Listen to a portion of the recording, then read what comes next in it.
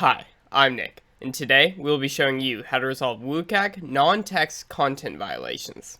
WCAG 1.1.1 states that all non-text content presented to the user must have a text alternative. The intent of this success criterion is to ensure that all information conveyed by these non-text content, such as images, can be determined programmatically. This accessibility violation has a few exceptions, such as tests and CAPTCHA.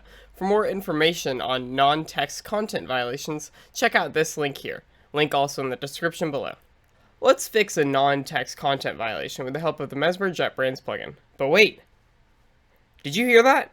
Go ahead and smash the like button for the YouTube algorithm.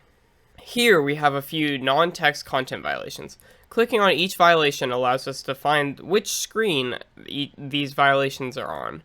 And then clicking on the resource ID allows us to immediately find the XML file responsible for these violations.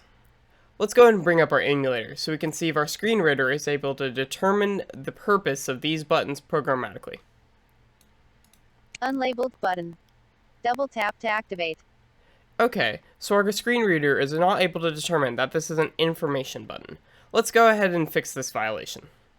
This violation is caused by the image button not having its accessibility text set. Let's go ahead and set a content description for this button. Now that we've added a text description, let's go ahead and rebuild our app so we can see what our screen reader sees now.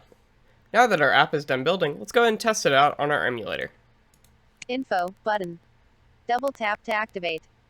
As you can see, our text reader is now able to programmatically determine the purpose of this image button. And just like that, we fixed our non-text content accessibility violation. What accessibility violation do you have the most trouble finding? Let us know in the comments down below. Happy developing!